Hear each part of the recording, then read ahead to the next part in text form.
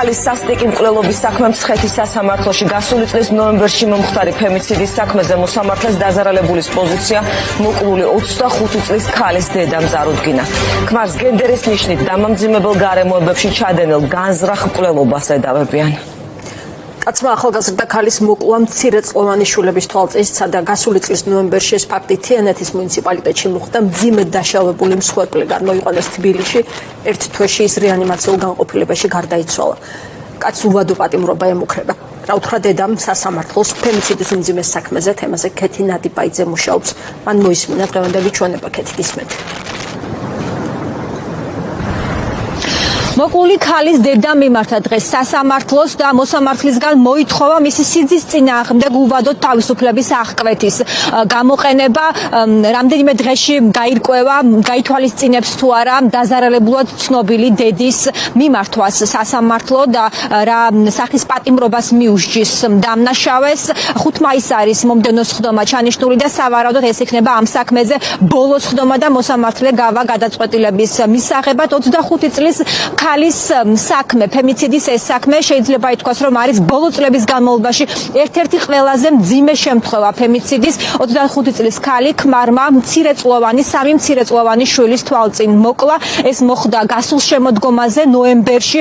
ერთი თვის განმავლობაში ქალს მკურნალობდნენ დამწრობის ცენტრში, თუმცა ექიმებმა მისი გადარჩენა ვერ შეძლეს და დეკემბერში ის რეანიმაციულ განყოფილებაში გარდაიცვალა.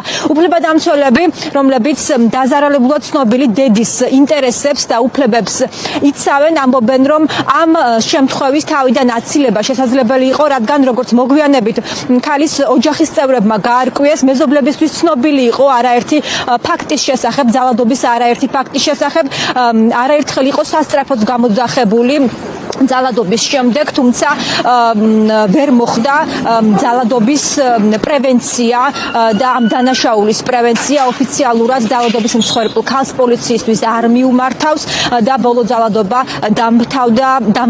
დამთავრდა უკვე ტრაგიკული შემთხვევით. შეგახსენებთ, რომ ეს შემთხვევა მოხდა თიანეთის მუნიციპალიტეტის ერთ-ერთ სოფელში. განსასჯელის სკამზე ახლა ზირს ახალგაზრდა კაცი, რომელიც მისი ქმარია.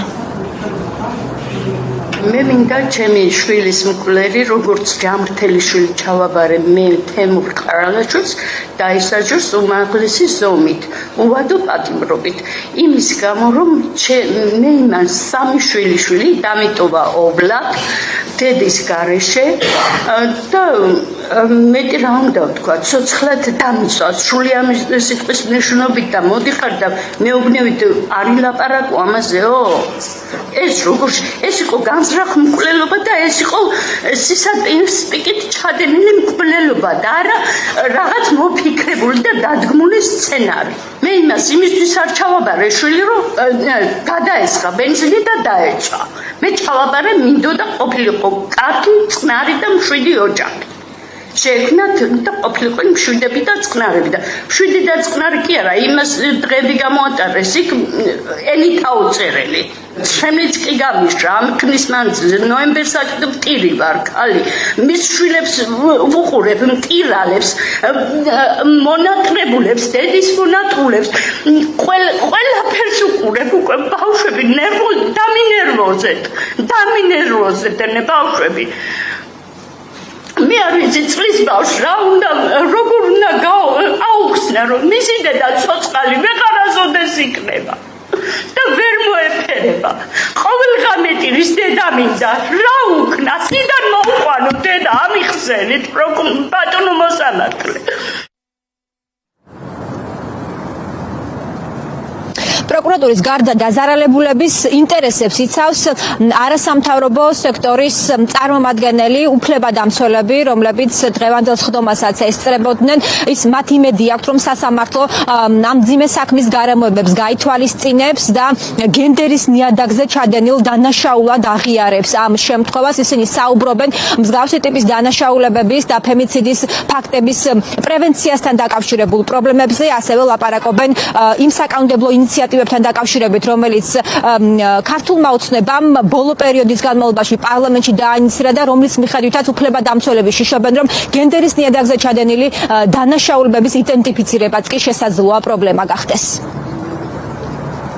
ყველა მსხვერპლს მოუწოდებ თუ ეხლა ხარ ძალადობის მსხვერპლი ან რეალურად დუნოს არჩევთ, იმიტომ რომ ფიქრობთ რომ ვერავინ ვერ დაგეხმარებათ, ესე არ არის, სახელმწიფო ვალდებულია ისევე როგორც ჩვენ თითოეული საზოგადოების წევრები, ადვოკატები, ნებისმიერი პროფესიის წარმომადგენლები დაგეხმაროთ და დუმილი არ არის არჩევანი.